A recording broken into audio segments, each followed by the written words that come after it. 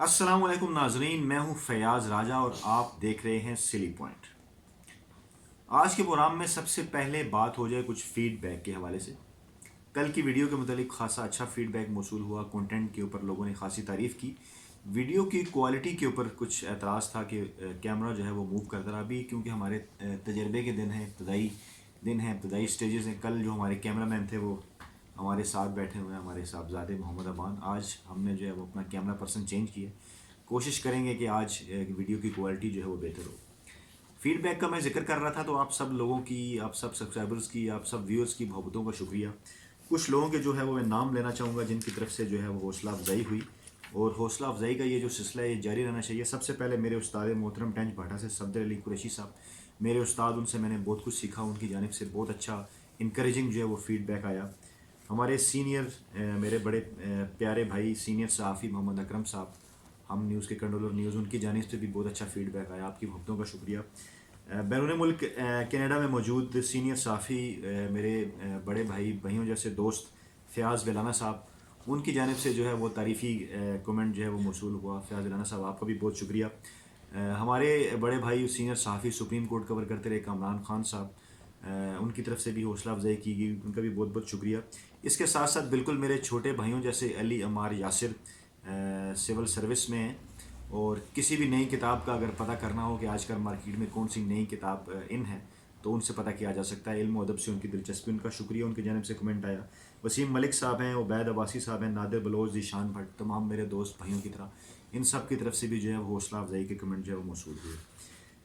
Silly point का जो सिलसिला है, इंशाल्लाह ताला आपकी मोहब्बतें रहीं तो इसी तरह चलता रहेगा, जारी रहेगा। कोशिश करेंगे कि जो वीडियो जो है वो 10 और 15 मिनट के दरमियान की ड्यूरेशन की हो, ताकि ज़्यादातर जो लोग हैं वो इसके लिए वक्त निकाल सके। आज कुछ ज़िक्र मैं करना चाहूँगा। दोस्तों की ये ख्वाहिश थी कि कुछ अपने मुतल्लिक जो अपने व्यूअर्स को बताया जाए। नाज़रीन, मेरा नाम फ़याज़ राजा है। इस फरवरी में 44 बरस का हो जाऊँगा। सहाफ़त के इस दश्त की स्याही करते हुए मेरा 20वां बरस है।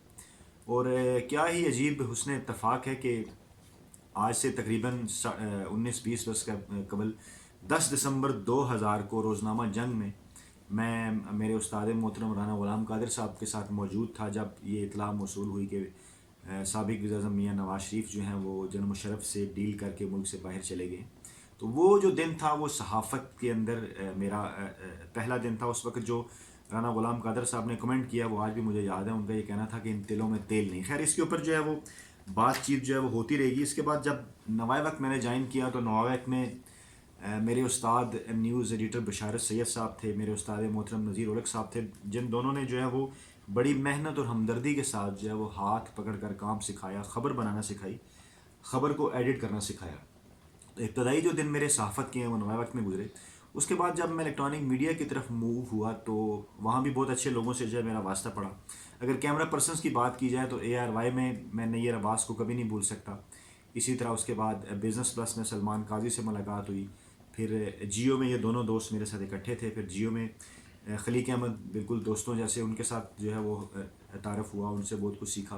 फिर इसी दौरान सफ़र आगे बढ़ता रहा, तो समा टीवी के अंदर जो है वो कैमरामैन काशिफ बाजवा, मुदस्सर दाऊद, अवैस काजी और बहुत से ऐसे नाम जो शायद मैं ना ले सकूं, लेकिन सब दोस्तों ने जो है वो मुझे सिखाने में जो है वो किसी भी किस्म की कंजूसी का मुजाहरा नहीं किया। और ख़बर सीखने के बाद, उसके बाद इलेक्ट्रॉनिक मीडिया के अंदर जब मैं आया, तो इन दूसरों से जो ये जो मेरे दोस्त हैं, इनसे मैंने टेक्निकल चीज़ें, टेक्निकल वर्क जो है वो मैंने सीखा।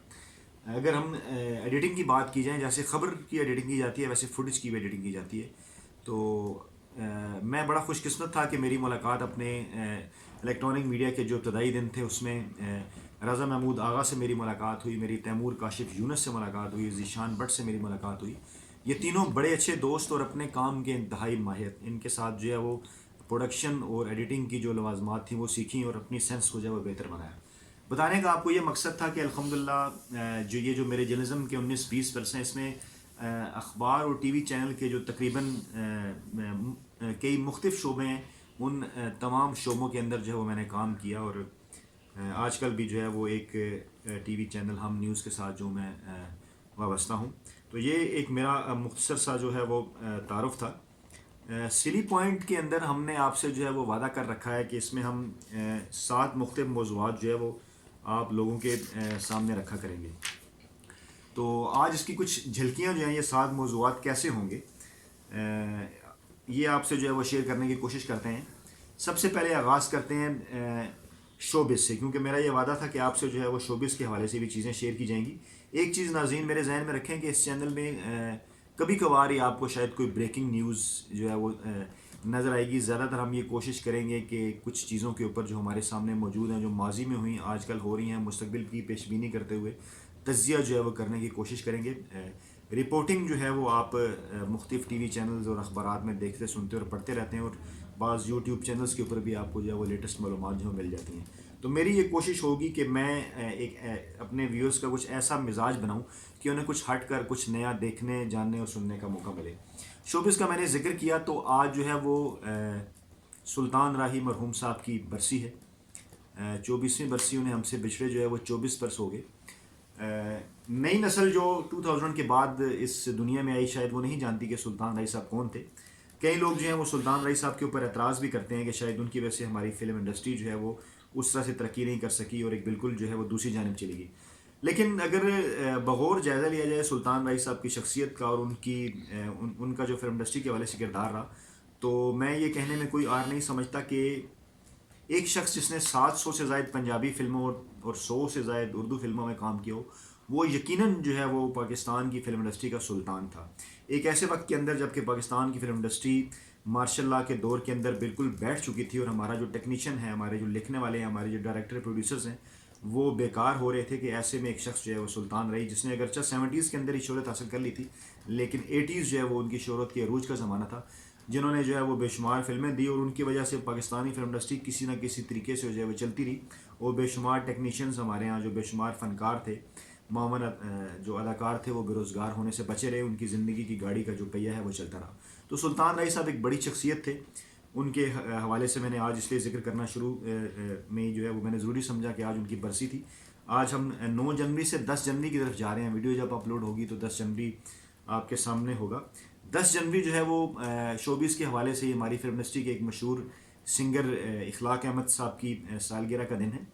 اخلاق احمد صاحب بھی 1999 میں اس دنیا سے چلے گئے، اور جس نوجوان نسل کو اخلاق احمد کے حوالے سے کچھ جو ہے وہ معلوم نہیں، جیسے سلطان راہی صاحب کو اگر یاد کرنا ہو تو یہ کہا جا سکتا ہے کہ مولے نو مولا نہ مارے تے مولا نہیں مردہ۔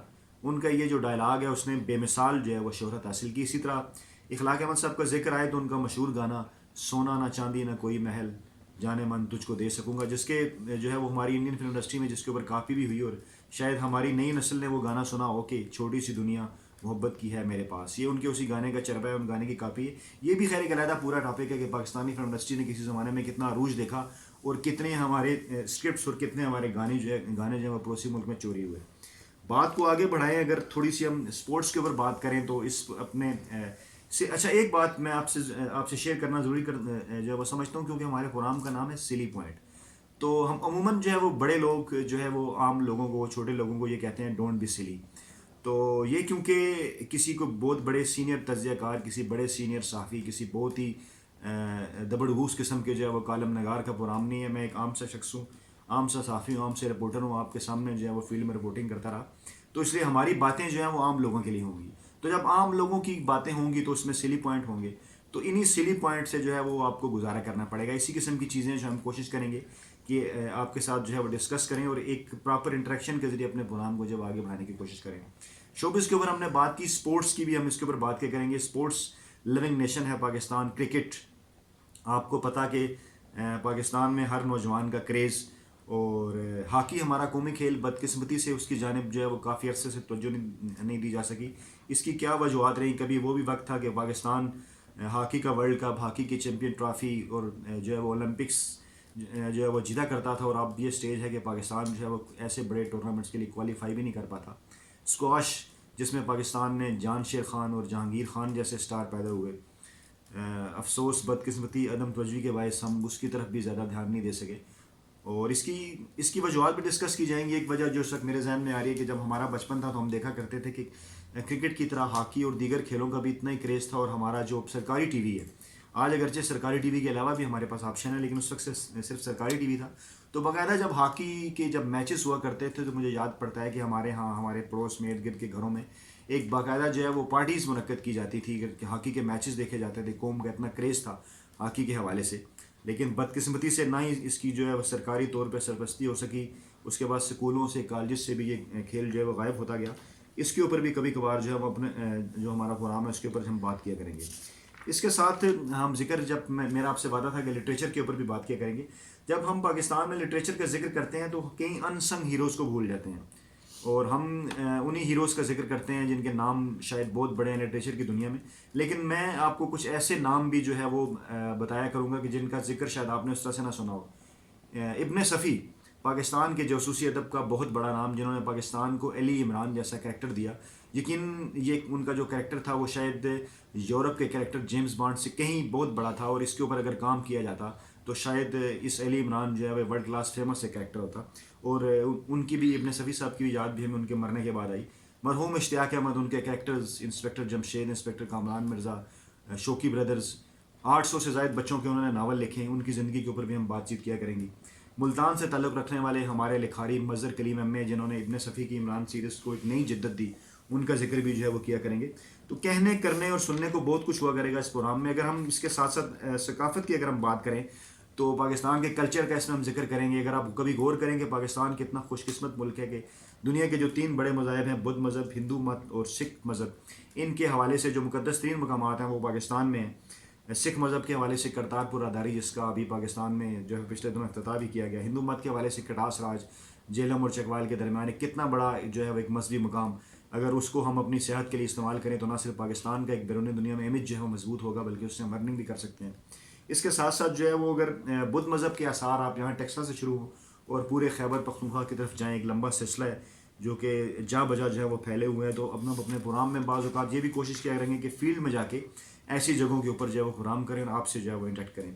مزید آگے بڑھیں, سیاحت کا اگر ذکر کریں تو یہ بات صرف کتابوں کی حد تک کہنے کی نہیں کہ پاکستان کو قدرت نے کئی موسموں سے نوازا. کچھ لوگ تو یہ کہتے ہیں 4 موسم ہے, شاید میں کہوں گا کہ 6 موسموں سے نوازا. سردی ہے, گرمی ہے, بہار ہے, خزاں ہے, جو ہے وہ برف باری بھی تو ایک موسم ہے, برسات بھی جو ہے وہ ایک موسم ہے.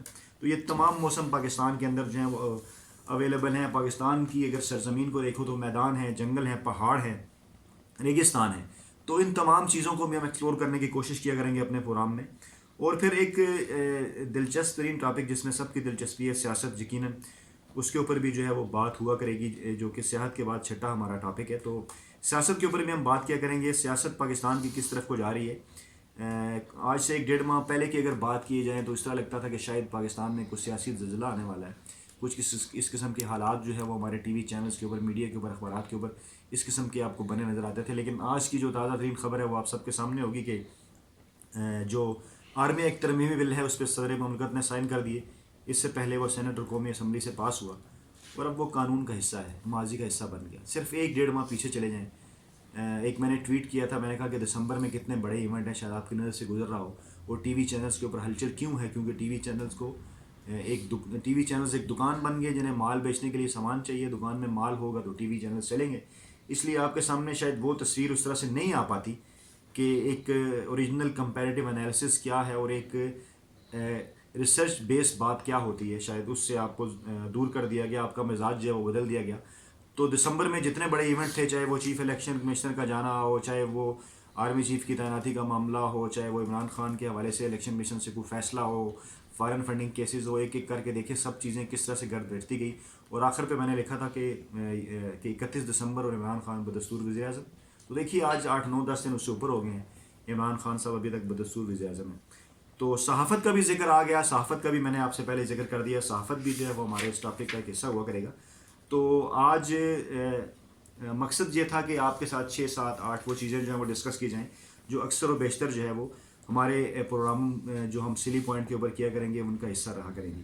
تو ہمارے پروگرام کو لائک کیجئے, اس پروگرام کو سبسکرائب کیجئے, اور دن بدن ان شاء اللہ تعالیٰ آپ کو اس پروگرام میں ایک جو بہتری ہے وہ نظر آئے گی. اور ہم کوشش کریں گے کہ مزید بہتر جو ہے وہ ویڈیو کوالٹی آپ کے سامنے پہنچائیں. کنٹینٹ میں بھی جو ہے وہ مزید بہتری لانے کی کوشش کریں گے. آپ سب لوگوں کا اس پروگرام کو دیکھنے کا, اس پروگرام کو سننے کا, لائک کرنے کا اور ٹی وی چینل کو سبسکرائب کرنے کا بہت شکریہ. اپنی دعاؤں میں یاد رکھیے گا. اب تک کے لیے اتنا ہی. اینڈ بی سلی اینڈ کیپ واچنگ سلی پوائنٹ.